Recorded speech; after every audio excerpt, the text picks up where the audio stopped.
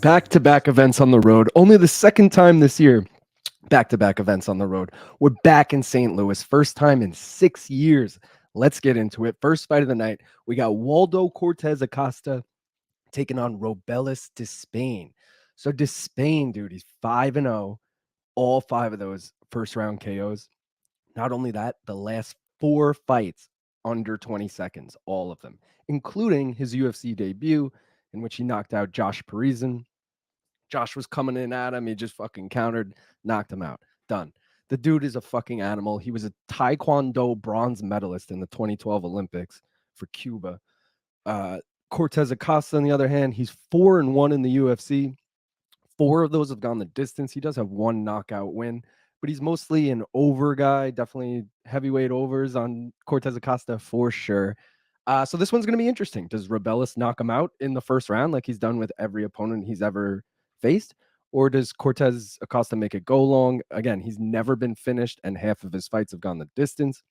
So if you guys are looking for bets to take on this, personally, I'm riding the hype train. Let's go. Robelis Despaigne, minus 156, which I think is great value on him.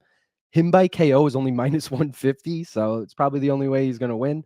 But either way, I'm just taking a money line. I'm going to parlay it, obviously, since it's minus money. If you guys are looking for anything else to take, the over 1.5 rounds, which again, a little iffy. But again, Cortez Acosta never been finished, so maybe it hits. It's plus 160. And if you think Cortez Acosta is a dog, which he totally could be, probably the more well-rounded fighter, does have more UFC experience, does have more MMA experience. He's a live dog, plus 165. Next fight of the night, we got Bruce Leroy, Alex Caceres taking on Sean Woodson. So again, Alex Caceres has actually looked like had a pretty good career resurgence in the last 5 years. He's been 7-2 in that span, and he's only lost to Giga Chikadze and Sadiq Youssef.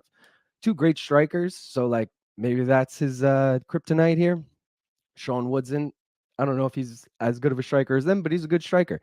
He's 5-1-1 in the UFC, does have that draw, but his only loss did come by sub to Julian Erosa.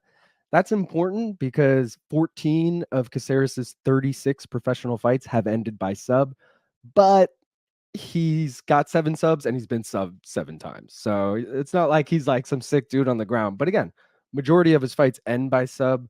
So if you want to be like Caceres by sub, maybe there's some value there. Personally, I'm not taking that. I'm going to take the over 1.5. This fight is set at 2.5, so I'm going the safe route with the 1.5.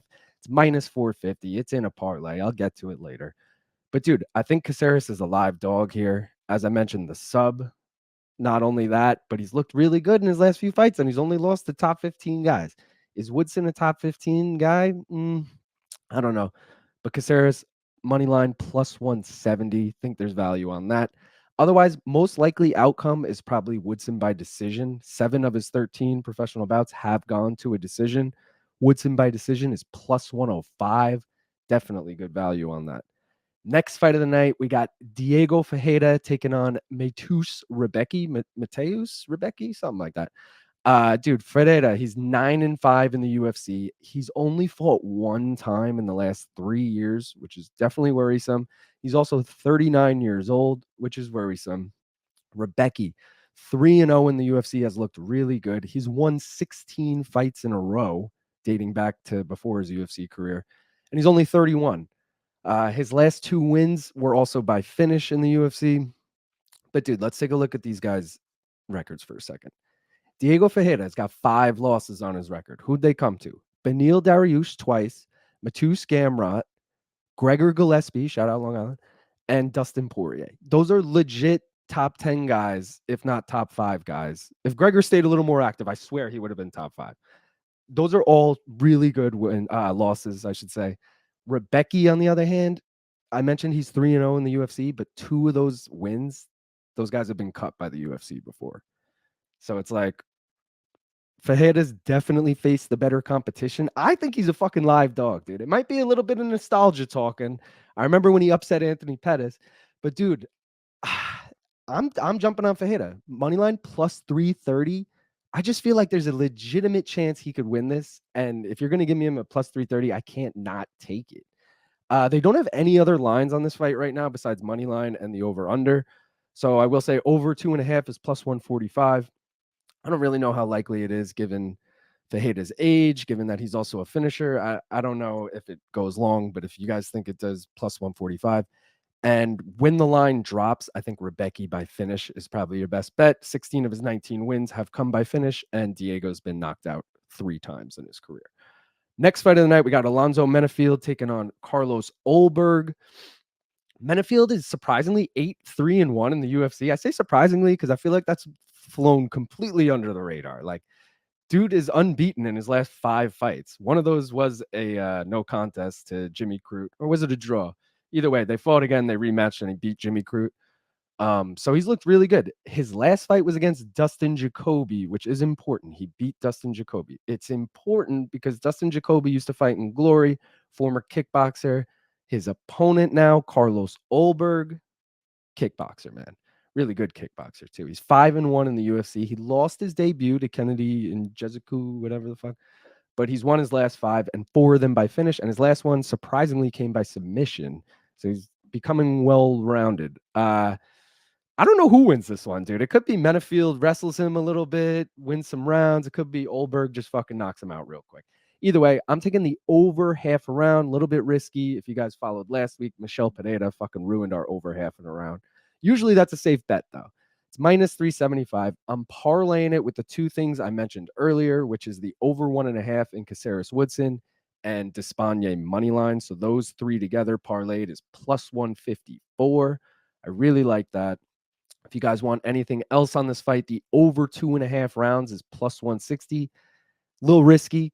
Both of them could get knocked out. Who knows? Over 1.5 as a parlay piece, it's minus 120. And if you're looking for another parlay piece, Ulberg by KO minus 115. 6 of his 9 wins have come by KO. Co-main event, Joaquin Buckley taking on Nursulton Ruziboev. Both of them fought like a month ago, March 30th in Atlantic City. Both of them got early finishes. Ruziboev in the first round, Buckley in the second round. Buckley's 8-4 in the UFC. He has won 3 in a row, 2 of them by finish. As I just mentioned, his last one came by finish over Vicente Luque. Ruziboev is only 2-0 in the UFC, but both first round knockouts. Not only that, he's on a 10-fight win streak with all of them coming by finish. The dude's a fucking animal. I know his last win was a little controversial with Cedric Dumas. He kind of poked him in the eye first, but either way, you're going to give me him at plus money? I'm fucking taking it. Ruziboev money line plus 140. Cash it. I know Buckley is the hometown guy. He's from St. Louis. He fucking petitioned to get this fight. He got it. But I don't know, man. I'm taking Ruziboev. He's only lost to people with V last names, by the way, or 8 of his. Only 1 of his losses didn't come to someone with a V last name, okay? And Buckley, I'm pretty sure that ends in a Y, all right? That's my logic here. Nah. Buckley by KO, if you're looking for anything else, is plus 110. Ruziboev by finish, if you're feeling froggy, because 32 of his 34 wins have come by finish, and Buckley's been finished 4 times. That is plus 200. And if you think it's going to go long, maybe you think they're both tough, over 2.5 rounds is plus 160. All right. Main event, Derrick Lewis taking on Rodrigo Nascimento. So Derrick Lewis, unfortunately, has lost 4 of his last 5, but they've all been the top 10 guys. His one win was Rodrigo, what's his name? Rogerio de Lima. There it is. He might not be a top 10 guy, but he won that fight. So whatever. He lost to top 10 guys. Nascimento, he's 4-1 in the UFC. A little sketchy, though. All right. 2 wins against Don'Tale Mayes. Why they ran that fight back, no one knows. His other 2 wins, Tanner Boser and Alir Latifi, both predominantly fight at 205. So is he just big body in these guys? I don't know. Not the best record. Does have a no contest on there as well. Lewis is 39 years old, but in heavyweight, that's like 32. That's like prime age. Nascimento's only 31. Maybe he's got a few more years before he puts it all together. I think Derrick Lewis probably wins this one. Personally, I'm going to take the risk. I'm going to go the over 1.5 rounds. It's plus 115. Both of these guys have been finished before, and they've both been finished early. First round, first minute, So this is super risky, but I just feel like Rodrigo's last 3 fights have gone the distance, and Derrick Lewis just went 5 rounds with Jailton Almeida. So I feel like both are going to start a little slow. I don't know. I'm just feeling it. I'm feeling it, all right? If you guys are looking for anything else to take, Lewis by KO is minus 135. 22 of his 27 wins have come by KO. Nascimento, if you think he's a live dog, is plus 135, and the over 2.5 rounds is plus 250. I'm worth 100,000 like Woodrow. When a ball call me Wilson, going overboard at the Hilton.